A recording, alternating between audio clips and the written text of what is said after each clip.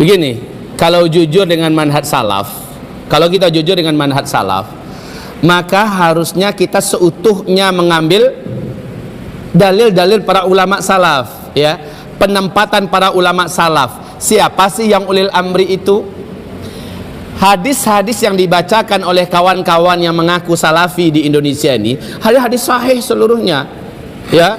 Contoh-contoh sejarah yang mereka contohkan harusnya mereka menempatkan secara proporsional. Dalilnya sahih, mantap. Ayatnya jelas, hadisnya mantap, ya. Perkataan-perkataan para ulama salafus soleh juga bulat bahwa taat kepada ulil amri itu harga mati. Mendurhakai ulil amri sempat mati, matinya jahiliyah, titik, ya. Tapi ulil amri yang macam mana? Ulil amri yang para ulama kudama dulu itu bertanya, berfatwa, itu adalah para ulil amri yang masih menerapkan Al-Quran dan Sunnah dijunjung tinggi sebagai hukum pemerintahan. Itu yang ulil amri. Coba lihat dalam Majmu'ah Al-Fatawa oleh Syekh Islam Ibn Taimiyah ketika beliau mengatakan ulil amrinya umat ini adalah seluruh pemimpin-pemimpin yang memegang urusan umat bi kitabillah wa sunnati rasulih, dengan kitabullah dan sunnah rasulnya. Syekh Abdullah bin Abdul Aziz bin Bas di dalam kitab beliau Wujubu Tatbiqi Syariatillah, kewajiban menerapkan syariat Allah Subhanahu wa taala, mengatakan dengan tegas bahwa siapapun pemerintahannya yang menolak menjadikan Al-Quran dan Sunnah atau hukum Islam sebagai hukum dalam pemerintahannya, maka pemerintahan itu bukan ulil amri Islam. Jelas?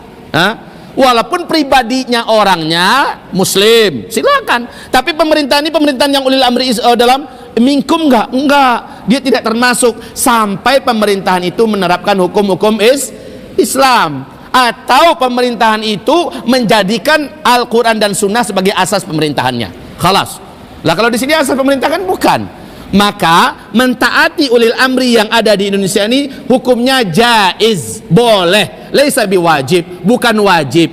Kenapa? Karena pemerintahan yang ada ini selama dia tidak menghalang-halangi agama kita, selama dia tidak membuat makar menghancurkan agama kita, memerangi kita, mentaatinya hukumnya jaiz, dan hukum yang dia tetapkan itu tidak melanggar pada perintah Allah.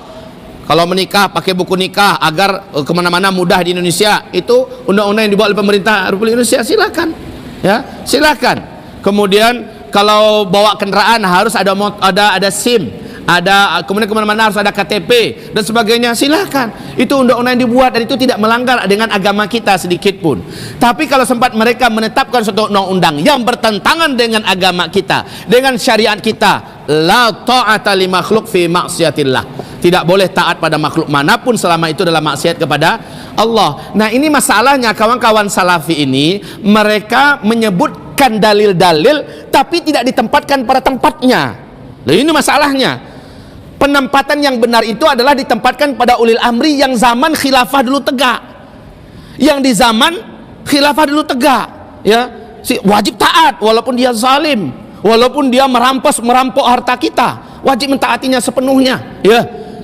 Walaupun dia akhirnya membunuh kita, khalas, sabar saja, insyaallah walakal jannah.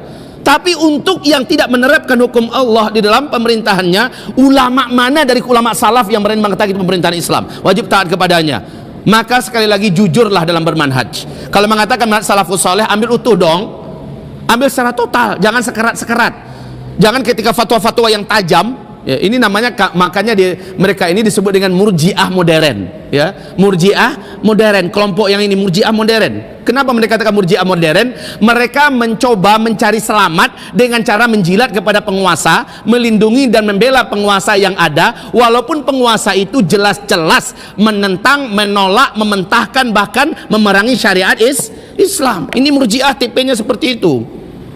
Nah, ini murjiah modern.